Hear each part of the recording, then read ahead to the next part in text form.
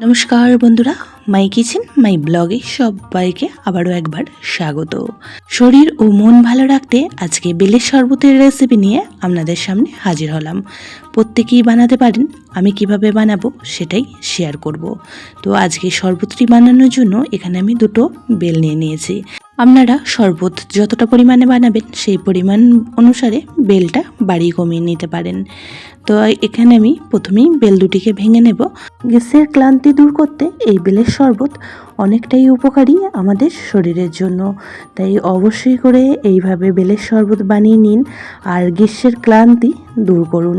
তো বেলগুলি সমস্ত ভেঙে নিয়েছি আর একটা চামচের সাহায্যে ভেতরের শাঁসটা তুলে নিয়ে একটা পাত্রে রেখে দেব। তো এইভাবে খুব সহজেই চামচে করে খুব কম সময়ের মধ্যেই শাঁসটা তোলা হয়ে যায়। তো সমস্ত বেল থেকে শাঁসটা তুলে নিয়েছি। এখন এর মধ্যে দিয়ে দিচ্ছি ঠান্ডা জল। তো প্রথমে আমি 1 গ্লাস পরিমাণ ঠান্ডা জল দিয়ে দিচ্ছি আর হাতের সাহায্যে খুব ভালো করে চটকে নেব। তো এই কাজটা হাতের সাহায্যে করে নিলেই খুব ভালো হয়। তো অবশ্যই আপনারা হাতের সাহায্যেই এইভাবে চটকে নেবেন। পুরনো বন্ধুরা সবসময় আমার পাশে থেকে আমাকে এতটা সাপোর্ট করার জন্য অনেক অনেক ভালোবাসা। নতুন বন্ধুরা যারা চ্যানেলে ভিজিট করছেন, চ্যানেলটি এখনও পর্যন্ত সাবস্ক্রাইব করেনি, তাদের কাছে অনুরোধ রইল চ্যানেলটি সাবস্ক্রাইব করে পাশের বেল আইকনটির অল প্রেস করে দেবেন। তাহলে আমি যখনই কোনো ভিডিও দেব নোটিফিকেশন সবার আগে আপনাদের কাছে পৌঁছে যাবে। মাড়িটা সুন্দর মেল্ট হয়ে গেলে এখানে একটা ছান্তা নিয়ে নিয়েছি আর ছান্তার সাহায্যে খুব ভালো করে ছেঁকে নেব।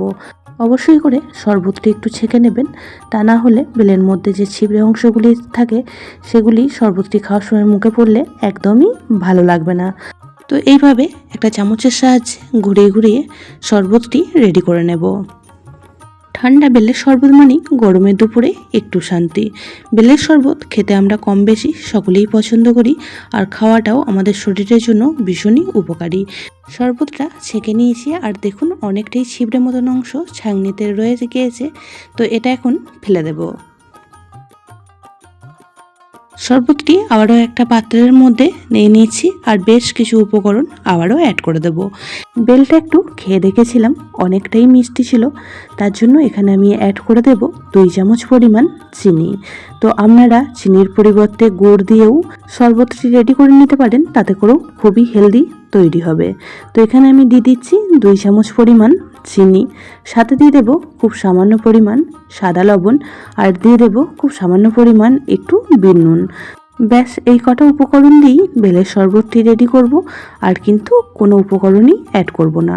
তাতে করেই কিন্তু এই বেলের শরবত খেতে খুবই সুস্বাদু লাগে আর গরমের দুপুরে যদি এরকম 1 গ্লাস ঠান্ডা বেলের শরবত পাওয়া যায়, মন প্রাণ সবই জুড়িয়ে যায়। এইভাবে বেলের শরবত বানিয়ে নিলে বাচ্চা থেকে বড় সকলেই কিন্তু খুবই পছন্দ করবে। তবে শরবতটি আপনারা ঘন করে বা পাতলা করে আপনাদের হিসাব মতন বানিয়ে নিতে পারেন। আজকে শরবতটি আমি একটু ঘন করেই বানিয়ে নেব। তো এখানে অনেকটাই ঘন রয়েছে, তাই খুব সামান্য পরিমাণ একটু জল দিয়ে দিলাম। তো চামচের সাহায্যে এইভাবেই একটু ঘুরিয়ে নেব, তাতে করে চিনি আর লবণটা শরবতের সাথে খুব সুন্দরভাবে মিশে যাবে।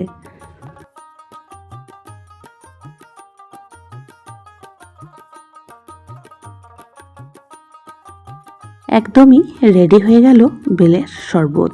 এখন এখানে নিয়ে নিয়েছি 4টে গ্লাস আর 4টে গ্লাসের মধ্যে এখন সার্ভ করে দেব। তো আমি কোনো রকমভাবে আইস কিউব ব্যবহার করছি না, আপনারা চাইলে গ্লাসের মধ্যে 1টা বা 2 টুকরো আইস কিউব দিয়েও বেলের শরবতটি পরিবেশন করতে পারেন। তো আমি আজকে ঠান্ডা জল দিয়েই বেলের শরবতটি রেডি করে নিয়েছি। খুবই সাধারণ একটি ড্রিঙ্ক রেসিপি আপনাদের সঙ্গে শেয়ার করলাম। কেমন লাগলো কমেন্ট বক্সে অবশ্যই জানাবেন।